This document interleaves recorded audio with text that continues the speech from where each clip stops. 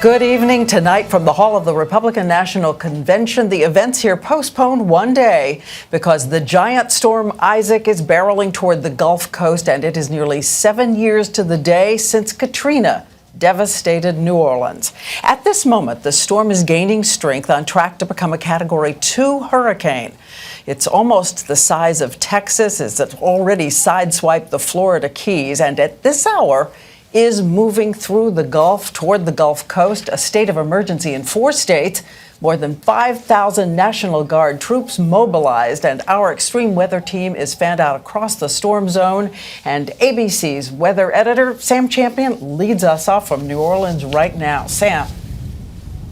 Good evening, Diane, and that's Lake Pontchartrain behind me. The wind's up and so are the Whitecaps. It was a real problem for flooding in Hurricane Katrina, and it'll be a real problem with Isaac. The new headline from the National Hurricane Center is, the long-anticipated intensification of Isaac has started. After pounding the Caribbean and lashing the Keys, Isaac's now pointed toward the northern Gulf Coast, gaining strength and size in the warm waters of the Gulf of Mexico. The storm could be a Category 2 hurricane by the time it hits land, with maximum sustained winds near 100 miles an hour. But many are not waiting. Evacuations are already underway along the Gulf Coast. All we can do is prep for it, and whatever happens, happens. Traffic was backed up for miles as more than 50,000 people in low-lying areas of Louisiana were ordered to evacuate. Today is the day for those folks living in those areas to get out of harm's way. Still, some are choosing to stay put. We're here to just pick up some flashlight batteries, water. They're stocking up and battening down. I've got water up here, I've got food at home. I think I'm set, and we'll just hunker down and do the best we can. Isaac has already cut a path of destruction through the Caribbean. In Haiti, 19 deaths have been blamed on the storm. Flooding and mudslides, the big danger. Overnight, Isaac dumped 14 inches of rain in South Florida and the Keys, causing serious flooding. ABC's Matt Gutman rode out the storm in Key West. Even though this storm passed about 24 hours ago and it's hundreds of miles away, the winds are still fierce. Gives you a sense of how broad this storm is, still dumping a tremendous amount of debris on the island. Although to many, Isaac may not seem fierce as a Category 2 hurricane, it is a massive storm, 350 miles wide. It will bring heavy rain, high winds, and a 6 to 12-foot storm surge to a wide part of the Gulf Coast. And that could mean serious flooding, a big concern tonight.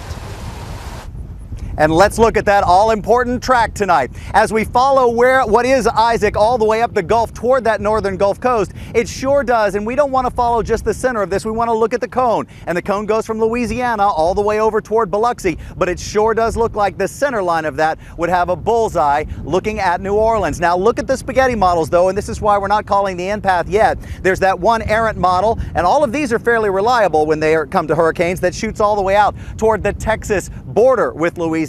So we're not done picking the exact location. That's why everybody on the Gulf should be watching. And it's not just its strike point that's going to have a problem. All states along the Gulf Coast that we're going to get this rain are going to have a problem. It's going to run into a front once it crosses land and stall. That's going to mean in some cases up to 20 inches of rain falling in a place with strong winds that just can't handle that much water. Diane?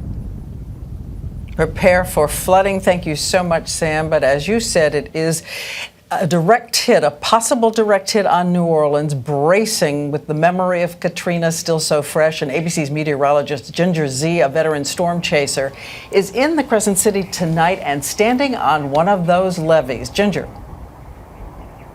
Diane, during Hurricane Katrina, Lake Pontchartrain had so much storm surge, come with me, that it pushed up and over all that water into neighborhoods just like this one. Now these levees are taller. Isaac is a different storm, and New Orleans is a very different city. We're dealing with tropical storm Isaac. Strong winds, rain, and storm surge. In New Orleans tonight, they're not taking any chances. We're going to leave later today. Reminders of that 2005 disaster are everywhere, and anxiety is high. Will we evacuate? Will we not evacuate? Will it be a level 1 or will it be a 3 or better? Linda Anderson lost her home in Katrina. We had 9 feet of water in our home here in Lakeview. She moved back to the old neighborhood just a few months ago. We're really hoping that the Corps of Engineers has done their job this time. The Corps says they have. Are you ready? Yeah, you know, we feel pretty confident about the system. It's almost not comparable to what was in place when Hurricane Katrina hit. This storm, of course, is no Katrina. And so we feel very comfortable that the system, as it's designed, will perform the way we think it will. After Katrina swamped the levees and swamped the city, almost every levee was reinforced or rebuilt entirely. That's 133 miles of work over the last 7 years. An example, the 17th Street Canal. During Katrina, it breached, flooding the entire neighborhood of Lakeview. Now, a temporary series of pumps and 11 gates, 11 tons apiece, separate the storm surge that comes across Lake Pontchartrain from that canal and the city of New Orleans. The city says the levees are ready, and the people here say they're ready too. Within the last hour, road closed signs going up in some of the more vulnerable spots around New Orleans. Also, we were hearing a loudspeaker telling people that the floodgates close in a half hour. So everything being affected, including travel, most flights coming into New Orleans canceled. Diane? All right, Ginger, thank you. And we will be there day and night watching this storm.